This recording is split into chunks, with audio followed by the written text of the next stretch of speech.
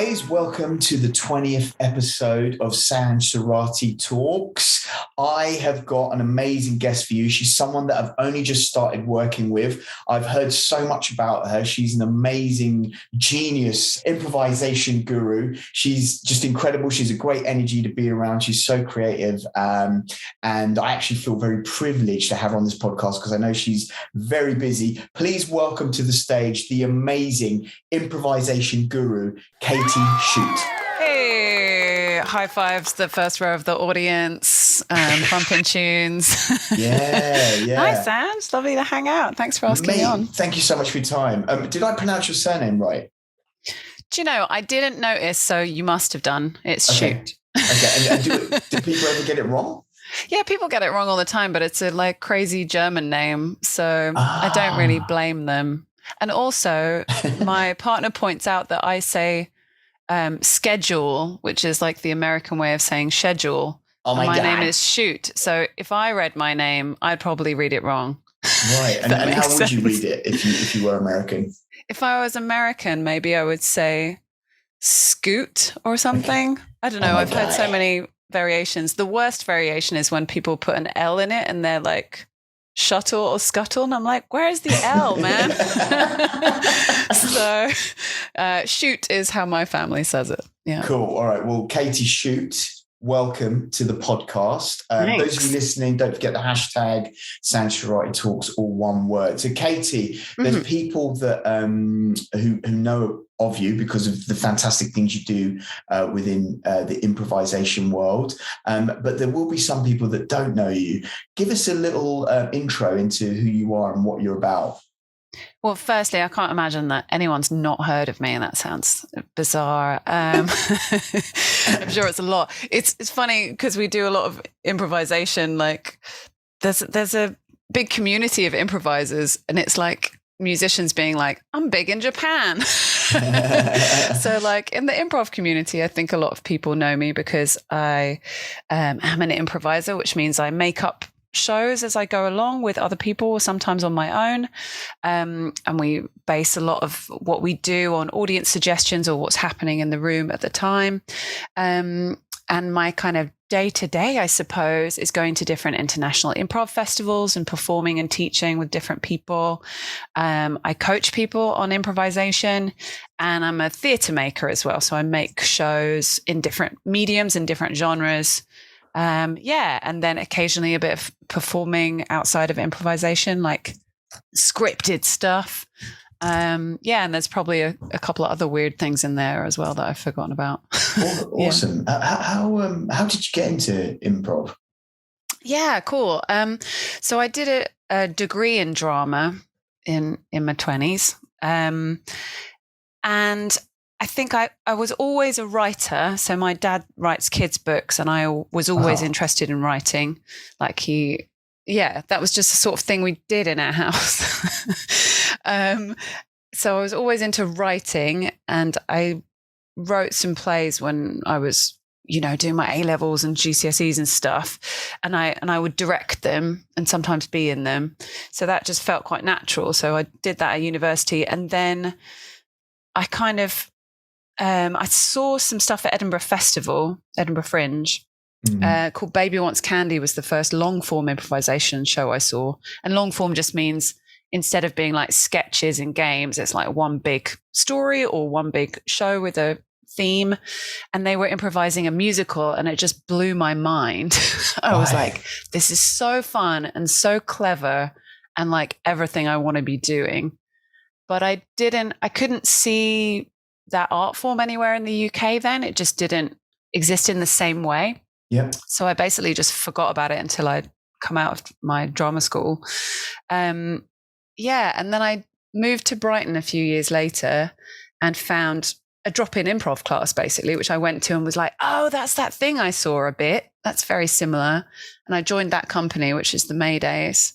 Yes. And my one of my best mates, Rachel Blackman, she's very serious about art. She's a very funny lady, but she's very serious about art and training and being the best in your industry. So she kind of encouraged us to find the best place in the world where we could train. And with a bit of kind of Googling and asking around, that was Second City, which anyone who's done improv will know of. And basically, you know, in if Canada. anyone's... there's a few. There's some in Canada. We went to Chicago, which I think was the original one. Right. Okay. And it's kind of this, you know, Chicago is a big breeding ground for improvisers. It's a very important place with a lot of improv schools. So over the years, I basically just kept going back there and training in different schools and different styles and bringing over teachers and coaches for the Maydays in the UK. So basically a lot of American influence on my improv. And then it took off really in the UK and became something that was and is a viable job where I could coach and teach and perform basically full time. That's amazing. Eventually. Yeah. So that's my background. How long have you been practicing improvisation then for? Yeah, it's a bit of a blurry line because I realize now that I was doing short form in school, but we didn't call it that, you know. Yeah. But in a recognizable way, I joined the Maydays in 2004. So that's like 18 years ago. I didn't know that. Yeah. It's ages. So yeah, that would be what I would see as a sort of professional level or doing it properly, whatever that means. Yeah. Well, it's interesting you say that because like for myself, like I've been a fan of improvisation for decades, and similar to you, like I explored it when I was at school, but I didn't know what it was. And to find improv communities in London, for me, I struggled with until I found Hoopla. Great, yeah. And you're a practitioner there. So talk to us about your relationship with Hoopla. Sure. And I'm so glad you found Hoopla. I really love them. So there's a lot of different schools around the place, but I really love Hoopla because their whole philosophy is very much about like, it's open to everyone. We want to make it possible for everyone and we want it to be fun. And I just think that it's very generous. And despite being like the most popular, best, busiest school, they're people first. They're not like business first, although the business is doing amazingly. And I really like that. But my involvement is, I met Steve, who runs Hoopla years ago. I was teaching long form in London, and I think it was his first experience of long form. And we had a really good time, or Brighton, maybe it was Brighton. And so from very early on, when he started the company, he got me in as a teacher to do long form and other things. And I've just continued teaching for them. And then a few years ago, I helped write the curriculum for levels 1 through 4. And it wasn't just me, like Maria and Chris and other head teachers at Hoopla also, you know, we all chatted about it and tried to agree on something. And it's always changing, and teachers individually will teach the content that they want, but just as a starting point for people. And again, as a sort of philosophy, it was nice to nail it down. So yeah, I think I've had a lot of influence on Hoopla, and I still teach for them like a few nights a week, mostly. Yeah.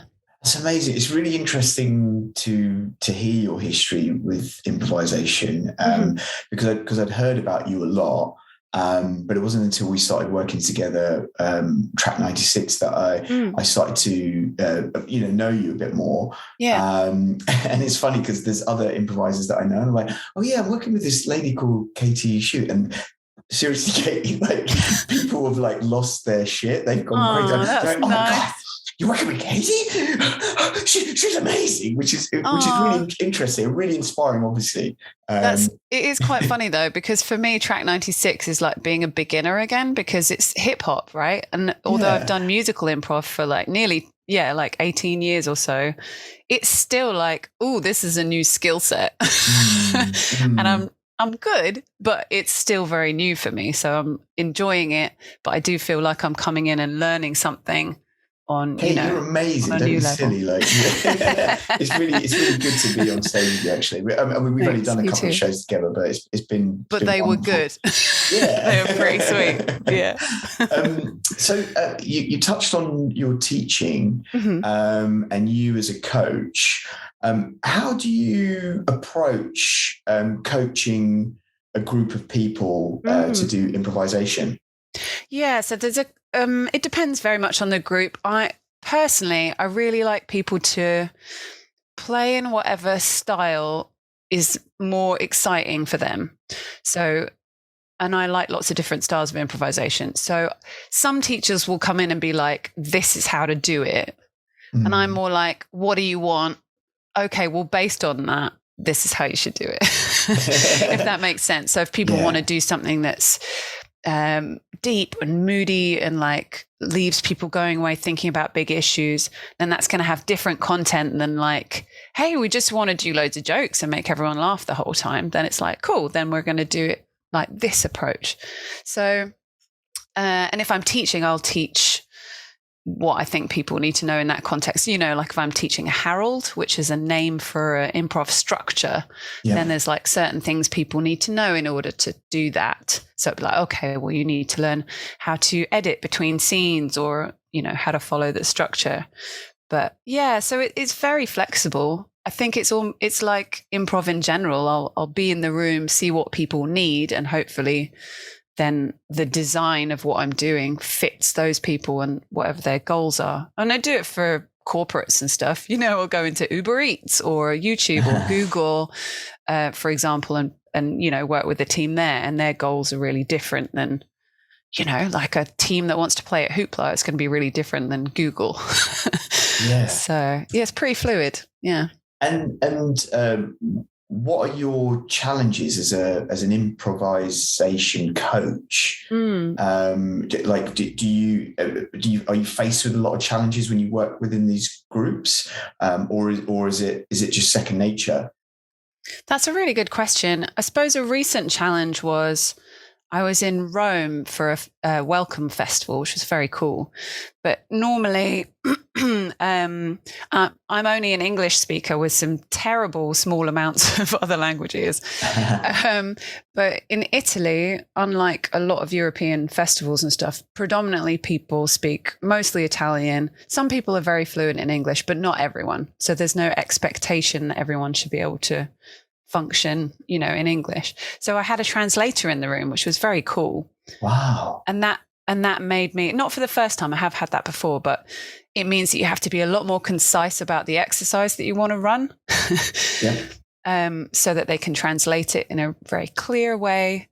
And then the challenges are like, when do I edit a scene? Because I don't understand the language. How can I tell if they're doing what I'm asking for? But also it's super interesting because you do know when to edit and you do know when people know what's going on in a scene because the language is actually less relevant than you think. Right. So that's a challenge, but also I learned a lot and it was very cool. Yeah. And teaching improv in different territories, different parts of the world, do you notice differences in the way people improvise in those territories? Yeah, I do. And I think it has a little bit to do, obviously, with just, the culture of whatever place you're in. Yeah. Also, the prevailing culture of who the dominant school is. So I went and taught in Iceland. I'm dropping all the countries in this chat, which was amazing. Like that's a great country to hang out in anyway. But the predominant culture there at the time was like UCB. So everyone was very focused on getting the laughs and playing game really hard. So these are, if you're not into improv, don't worry about it. Like this is just basically specifics of different ways to play. So it's maybe the difference if in music, between one musical style and another, like, is this jazz or is this rock? So it was kind of like they have this one particular style because their teachers had all been from one philosophy. So that was, that's what I mean in that it wasn't like, this is super Icelandic. It was more like, oh, we're playing in this UCB style. Right. And I've got a choice then. I can either agree with the style that's happening in the place, or I can be like, do you know what? There's other stuff in the world. So do something completely different so that it opens up the possibilities for people. And I tend to choose that a little bit more, like, did you know you can also have a lot of emotional depth and connection between your characters in this way, or whatever, you know. Awesome. This is going to be a bit of a tangent question, but I just thought I'd ask you this because it's just crossed my mind. So I find improv to be very therapeutic, not just for myself, but also with people that I improvise with. I feel it's really good for mental health. Yeah. It's really good for relaxation, and also like to express yourself with energy. What are your thoughts about improvisation being used to heal? I think it's very healing. I find that as well, for me, for sure. I also am teaching a class at Hoopla at the moment, which is like based on or inspired by Brené Brown, who's a researcher in shame and vulnerability and courage and leadership and stuff. So I think there's a lot of crossover with skills that we need in order to live our lives. Yeah. And I've definitely heard from a lot of students that not only has it made them more courageous or be able to do talks at work or connect with strangers in a different way, in a more like vulnerable and connected way. I think that's really true. But I also think there's a slightly, I don't know, an unsafe side as well. If the person who's running it isn't keeping an eye on people's kind of boundaries and safety and stuff, that therapy, it isn't therapy. It's very useful for people and it is quite healing, but it's not therapy. So that there are some people who you're like, it's great that you're in an improv class, but also it doesn't cover everything. Also go see a therapist, Yeah. And I mean, there is a flip side as well. There's being a student of the art form, let's say improvisation, but also being a teacher or a practitioner, you have to, you have a responsibility to your students to listen, to kind of monitor them, to keep an eye on the scenario, which for a lot of people is something that can not just can be a challenge, but can be overlooked. I actually really appreciated. There was a lot of training over the pandemic that I found incredibly useful in terms of, and before the pandemic as well, but particularly around inclusion and mental health first aid and stuff like that. I've really appreciated having all that training.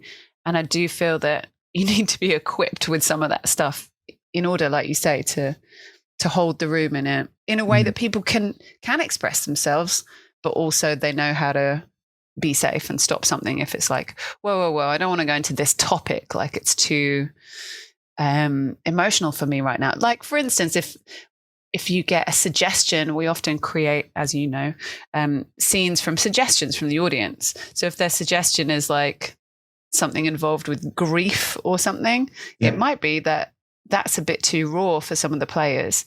So they want to know that they're able to go, great, thanks so much. Can we have some other suggestions? And they don't have to, you don't have to yes and every single thing if you're not feeling safe around it. Exactly. Oh, sorry, go on. No, go for it. Yeah. And I was going to say, there's being able to improvise, but there's also being able to improvise on stage. And as you say, when the suggestions come to you, it's just kind of listen and just hear and just look for that right suggestion that's good for the group or right for the group. Yeah, a lot of people feel like they have to prove that they're improvising, which is is true to some extent. So they will take the first suggestion in order to really prove to the audience that this is genuinely true. We haven't scripted it. I want to prove it by the very first thing we hear we're going to do. But if it's not fun for the improvisers, then it's not going to be as good a scene as if you collected a few and took the one that you were most excited about. Absolutely. Yeah. Awesome. So So let's talk about some of your accolades, some of the great things that you've done. Talking about therapy, brilliant. Yeah, let's do it. You won Brighton Festival Fringe Best Comedy Show, right? Well, this is hilarious because I actually was a finalist and I didn't win it. Damn it. It was actually Joe Morpurgo who won, who is exceptionally talented, and I'm not in the least bit surprised that he won, but I was also a bit like, you got loads of awards. Give it to me. But no, it was really nice to be a finalist, and partly because that was one of the first solo shows that I'd written where I felt like I was writing it for me and not for the audience. Right. You know, like you write shows like, this is going to be really successful, I'm following a formula or something else that's done well for somebody else. And I was like, oh, that didn't work brilliantly. You know what? I'm just going to write the show I want to write in the way that I want to write it. And, you know, obviously that's the one that works and captures people's attention and gets nominated. So good life lessons. What was that feeling like to get that recognition and you know, to heat up towards the opportunity to be recognized for your hard work? It was really lovely, and I'm someone that believes that, like, if you're gonna read your bad press and feel bad about it, then you should read your good press and feel good about it. But obviously, it's really more healthy to be in the middle. So it was like, I know it's a good show. I'm really proud of it. And that is just sort of icing on the cake. So I was already really happy with the show and the audience reaction and the work that I'd put in. And to get something like that, it's just, frankly, it's just useful because it legitimizes your work for someone that hasn't seen it. So it was great. It was very nice. Also cool just to sit in an audience and wait and see. Quite fun. The trepidation. How do you deal with bad press? I used to deal with it badly. But now I think I've got quite a good filter, I suppose. Yeah. So it's like, if I get well, darling, I haven't had any bad press for a long time. But I do remember a point where that would happen. And it's either they are just not very good at reviewing and they don't understand the show. So it's sometimes useful to look up the reviewer and see what their background is. So if it's like, there was one in Edinburgh years and years ago who didn't like an improvised show that I was in. And we were like, that's weird, because we thought it was quite a good one and the audience really liked it. And we looked up the reviewer and they were a chef who'd written like 2 reviews about comedy shows. And I thought, you're not qualified to have, you know, do you know what I mean? Like they didn't really they weren't qualified. They didn't like the show, but that's not the same as reviewing a show. Yeah. And I also had the experience where we had a bad review for a show and a great review for a show on the same night. Yep. So it is very subjective. But yeah, in the way that I look at it is like, I'll look at the review, and if there's stuff they don't like that I'm like, well, I don't agree with you, then it doesn't hurt me emotionally. Whereas if they say this didn't work and I know it's true, then it gets me. But then now I'm like, but that's useful information. To know that there is something wrong with it means that I can fix it if I agree. And if you get good press, then it's just, like useful. Great. I can put that on a poster. More people will come. So it's useful. It's all useful information, but you don't have to take everything to heart, I don't think. Just take what's important. I think when you're first exposed as an artist to the world, it's hard to get emotional about when someone says something about your work because it's so personal. I just remember just being in rock bands for years. I remember one of the first records I released in a magazine that we love. It got like 1 out of 5, and it was like the worst feeling ever. But it didn't matter because the fans loved it and they bought it, and it's so easy to be sidetracked just from one kind of negative element. And you just, it's character building as well. It teaches you to be resilient, to listen, to think. But as you say, you have to move forward. I think you also have to know what you want your show to achieve, because that is more like your goal that you're setting for yourself. Like, I want people to feel this, or have this thought process afterwards, or I want them to say this in the bar, then that is the thing that you're evaluating your show against. Did that happen? Did they talk about that? Did it make them think about that? Did you get these reactions in the room? And then that's your answer. Yeah. So whether an individual or however many reviewers come, whether they agree with, whether they like the show or not, whether it's hitting the things you want it to. And that's more important. Amazing. Yeah. So you touched on the Maydays. You joined them in, did you say 2004?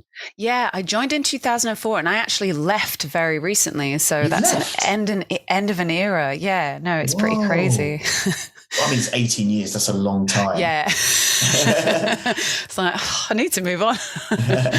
Yeah. Talk to us briefly about that story arc of when you joined them. Like, how did they find you, or how did you find them? What's that experience been like, and why you've left? Yeah, it's been a really amazing experience. I bloody love the Maydays. It's been really cool. So I joined, I went to a drop-in class in Brighton. I really enjoyed it. I took it really seriously. They would just started doing shows, I think, a few months before I went. And they did a nice thing, actually, where the cast would have their rehearsals and then the public class would be immediately after the rehearsal. So you'd get to play with everyone that was in the cast. Right. And I enjoyed playing with them more, I guess. They were just better improvisers. And I wanted more of that. And eventually they were like, hey, you should play in the show. And I was like, yes, I should. But I think we all evolved. One thing that I really loved about the Maydays was everyone's passion to get really, really good. Have the best training you can, get the best coaches and directors in from around the world, and just keep striving to be better and better. And we did great residentials to train other people and ran good classes and stuff. So it just got better and better, and we achieved a lot of cool things. We played a lot of festivals. But I think a lot of the things, there's a lot of reasons I've left. But I think, like you say, it's just the end of an era. I think what I want to achieve is just different than the remainder of the company. So it's very much like the things that I love about the Maydays, I now get elsewhere.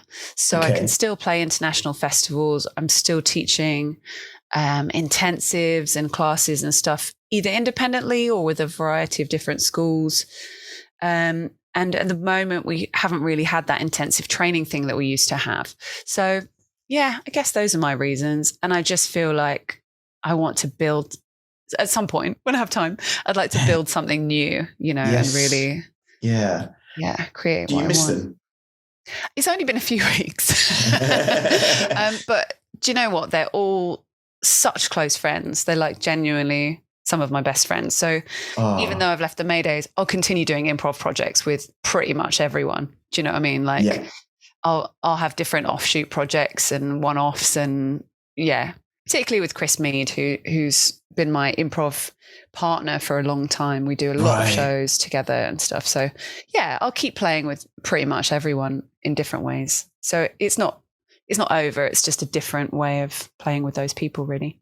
Yeah, absolutely. And, it's good to, I don't want to say leave, because leave's such a strong word, but it's good to kind of walk away at the right time that's right for you. Because it's so easy just to stay in that circle. And when you spread yourself too thin creatively on many different things, it really has an impact on your vision. Totally. In the end, it was kind of like loyalty versus art. Sounds very, but it is like this isn't exactly the work I want to make at the moment.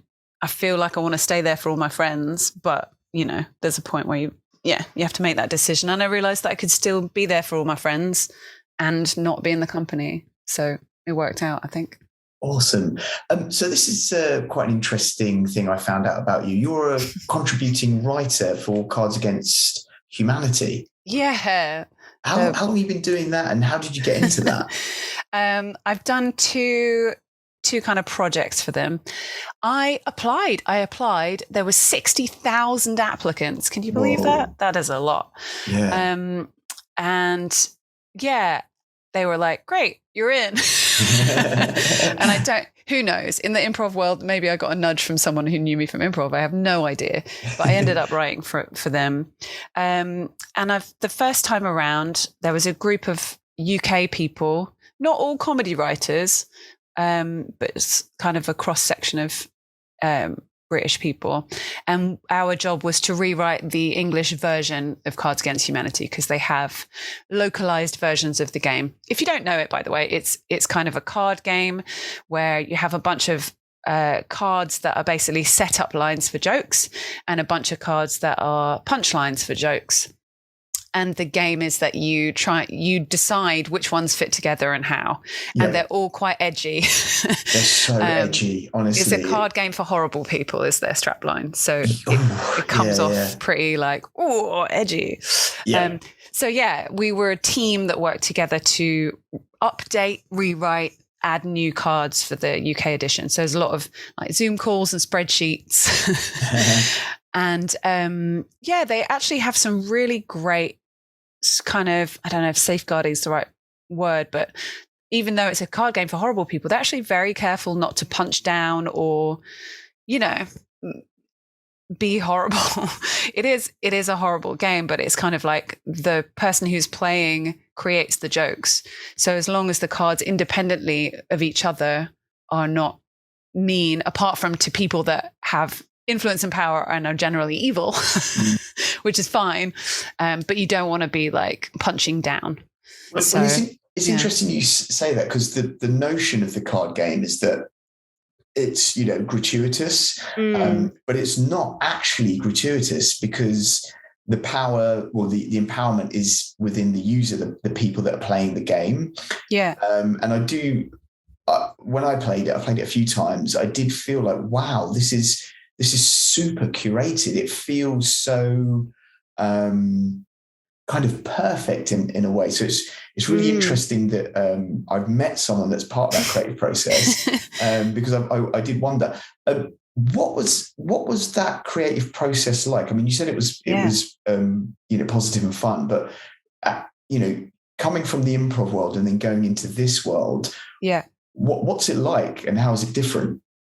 It was very process orientated, which I really like, because I think I quite like admin, weirdly, as well. I'm one of those weird artists that's like, yes, also spreadsheets. So the actual process itself is like going through everything that exists, deciding if it's still relevant or not, trying to punch stuff up, which means like making the jokes better, basically. So can you move a word around or change the rhythm so that it works better? If you wrote new stuff, we would check it against all the other cards to see that it worked with everything. That's a big part of the process. And a kind of, as a team, you're deciding what's funny and what isn't. So I might find something hilarious, whereas if nobody else does, then, maybe that isn't a card for the game, or vice versa.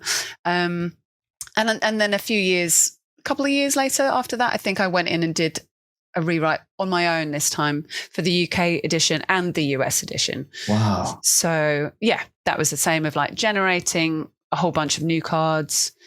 The process like for new cards is like you write, I don't know, I'm picking a number out of the air, but it's like if you write 60, then 10 of them might be good. Do you know what I mean? Right, it's just like throw a load of stuff at the wall and see what are the absolute best things, rather than thinking about it a lot and coming up with the perfect one. It's a bit like improv. You're just like generating a lot of stuff and seeing what is the perfect answer, Amazing. I mean, it sounds like such a wonderful creative experience. Yeah, it was really nice, actually. I enjoyed it. Yeah.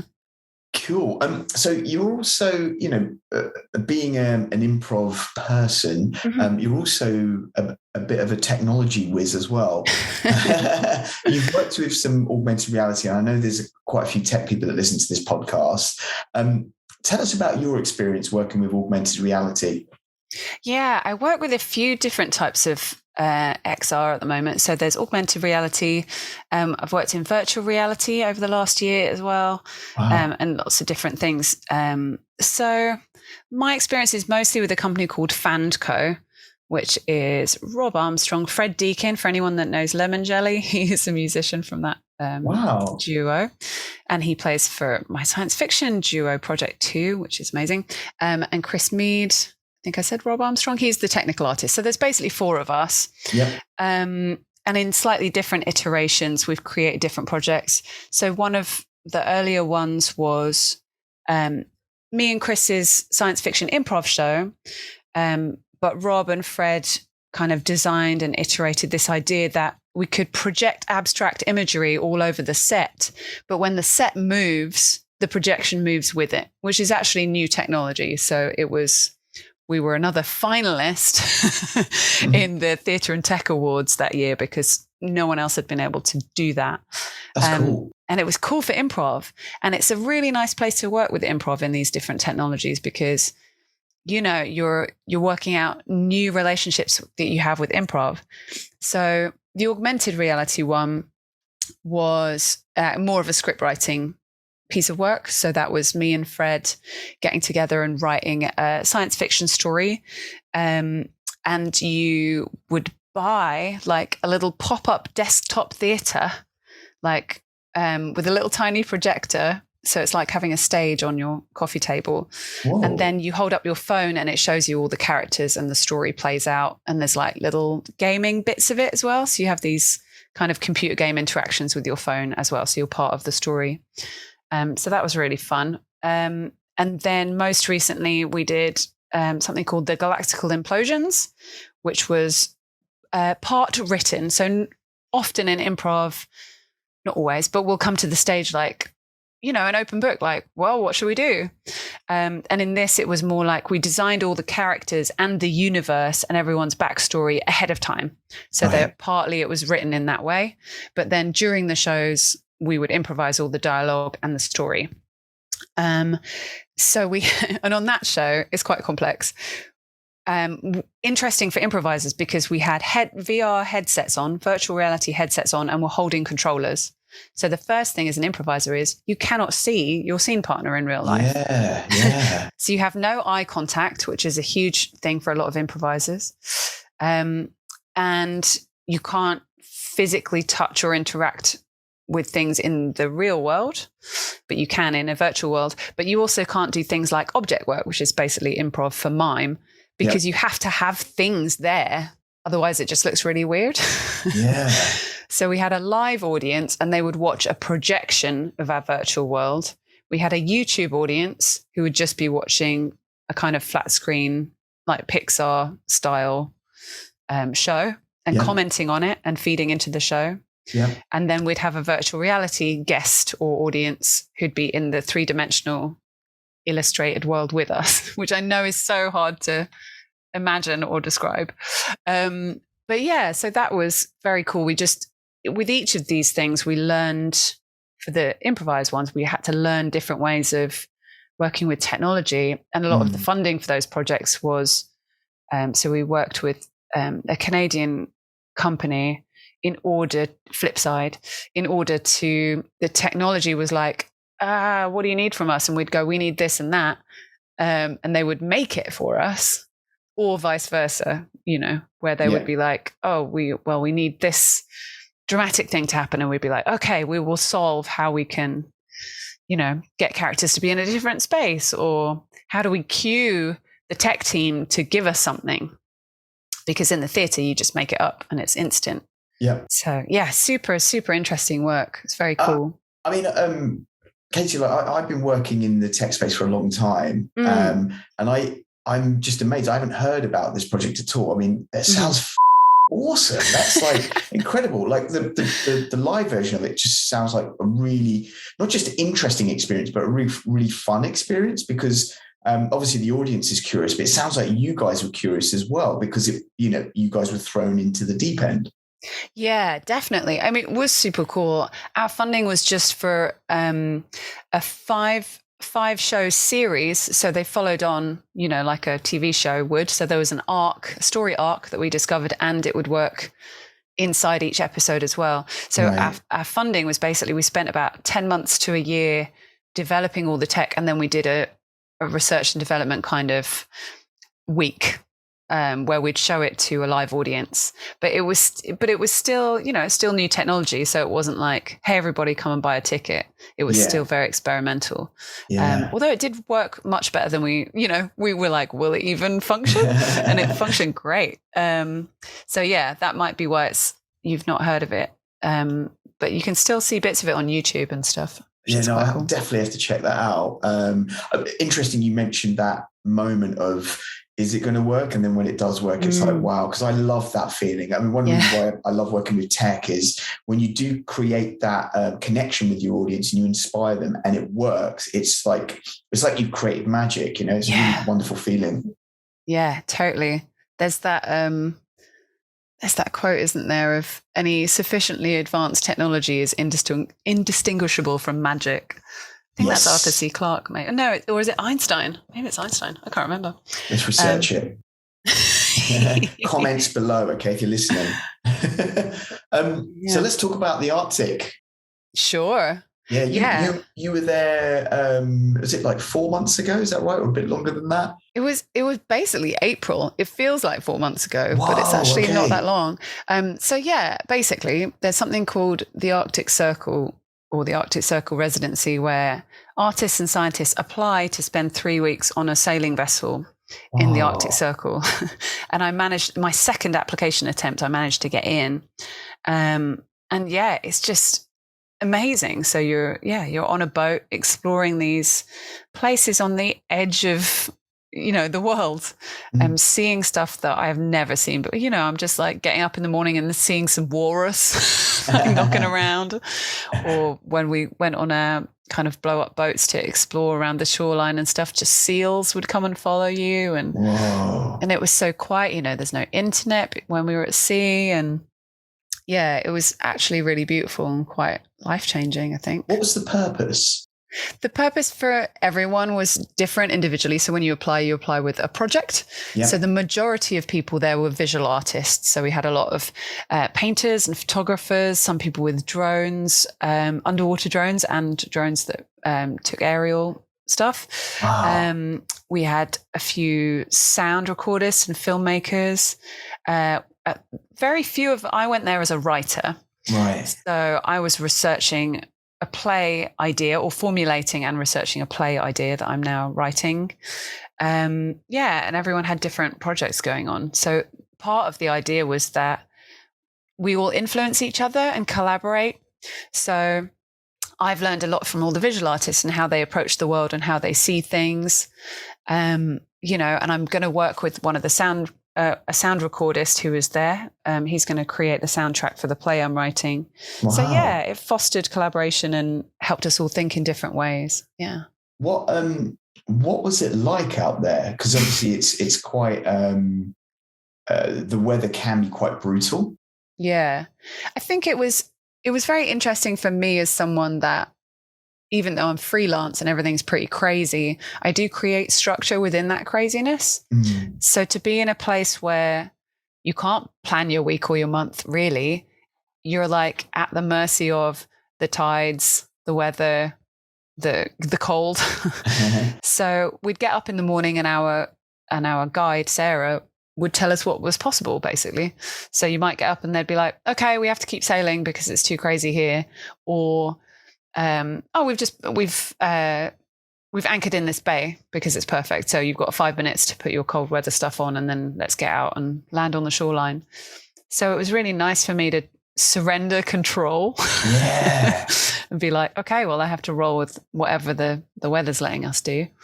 But also we were prepared for a lot of different crazy weathers, So you taking all your cold weather kit and making sure your equipment can cope with the cold weather. So making sure that your batteries are insulated so they don't run out really quickly, and stuff like that. Yeah. Was it scary? That's a good question. I think it's a little bit scary, like just on a normal everyday way, because no one knew each other, and you can't hide in your phone because there's no internet. And we're all in close quarters because it's a boat. It's a 50-meter sailing boat, so you can't like hide in your cabin. That just doesn't happen because you've got a cabin mate and everyone's in very close quarters when you're eating and hanging out and doing work and stuff. So for me, it was a little bit scary just socially, and I think for other people too. But everyone was lovely and no one fell out, and it was really great. The scariest bit for me, I think, was we had to cross the Barents Sea, which is between northern Norway and Svalbard, which is the topmost town in the world in Longyearbyen. Yeah. So that was like three days of seasickness and the boat being crazy, and you couldn't achieve anything. It was just like, felt like trying to just get up and eat food and cope. So that was pretty scary. Yeah. How long were you out there for? Yeah, it was about 3.5 weeks, the whole thing. Wow. Yeah. Mm. Cool. And I guess that experience is stayed with you. Definitely. I think anything where you can just change your perspective or the way that you do your life is really healthy. I'm sure you and your listeners have all had experiences like that. A few years ago, me and my partner decided to have a midlife crisis. So we walked down the South Island of New Zealand for like 2 or 3 months. Oh, beautiful. So that was similar in that your brain is kind of, you go back to factory settings. Yeah. And it's really like, wow, what's important to me? What do I care about? What do I want to do? And it was similar with this, of like, without all that daily influence and busyness, what is your focus and what do you care about? So as well as, you're staring at a glacier that's thousands of years old and you have no language or processing power in your brain to be able to fully compute that. You're just like, whoa. I do like special. That kind of primitiveness. You touched on New Zealand. Whenever someone says the word New Zealand, it just reminds me of such a magical time because it's such an untouched part of the world, like the Arctic Circle. It's and it's nice to kind of bring yourself out of what you say, the busyness of every day, and surrender control. I like that terminology. It's wonderful. Yeah. So we're coming. I mean, this is breezed really quickly, Katie. This is great. I could talk to you for forever, and I think we need to go camping and get around the campfire. Mate. Yeah, let's do a drink. There's going to be people listening who I'm sure are really inspired by you and getting a lot of value from this. You've been working as an improviser for a while. What advice would you have given yourself if you were to meet, someone, I'm not going to say a number, that was a lot younger, that was coming into this world? Yeah. So for an improviser, if someone's like, I want to do improv, then I get to answer that question quite often, which is nice. Right. And I would say, like, what type of improv are you excited about? Like, if you've looked around and seen shows and gone, that one is really funny or really cool, like I want to do that, then I think find out where those people trained, essentially, and go and have similar teachers or a similar school train you, and then they're going to give you a lot of the tools you need to be able to achieve or get close to the show you want to do. If you want to do it for a career, that's, it's always changing. But I think nowadays, if you live in London, you can kind of train up to be a teacher. You can come and, be a shadow teacher, or try and apply to work at Hoopla and other schools. So there's a bit more of like a slightly normal job thing about it. Whereas when I started, it was like, I don't know, clobber together a career. And in terms of performing and stuff, I just think be seen and perform as much as you possibly can, because a lot like stand-up and maybe music, I don't know, but it's the more you perform, the more people see you. And if they like your work, then they're going to ask you to work with them. Yeah. So it's just like, keep doing it, keep doing it, keep doing it.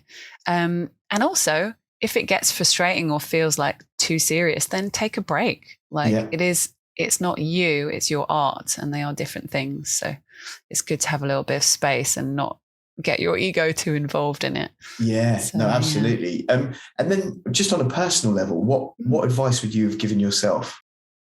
I would be like, stop making so many plans because life kind of unfolds out in a different way than you expect. There was a point where I was like, I'm going to be a stand-up comedian. I'm going to do panel shows. Then I'm going to have a sitcom, and then I'll be in Hollywood. And it seems really like, when I'm early 20s. And actually, those aspirations made me a little bit miserable for a while. And actually just following the things that brought me joy instead of looking at the 5-year down the line career path, actually just going, I really like doing this show, or I really like this type of art, brought me a lot more kind of joy and made me more creative. And I'm not saying that's the same for anyone listening, but I think it's really good to follow the fun and the joy, as well as you don't have to commit to someone else's career path. Yours will unfold beautifully if you just follow the things that you're excited about.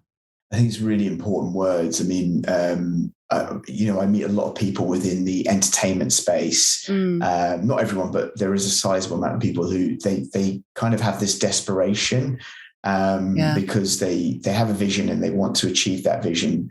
And sometimes that's to the detriment of their happiness.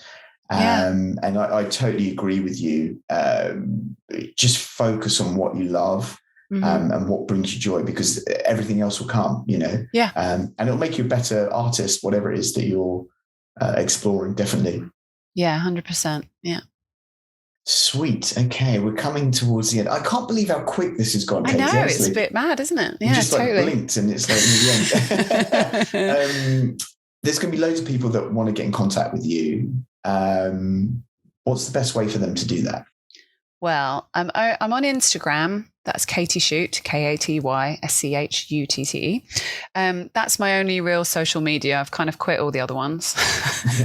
And you can also email me, katy@katyschutte.co.uk. But my website, just Google me. I've got such an obscure name that I'm every single, when marketing people are like, do you want to be on the first page of Google? I'm like, I'm all over that page. Don't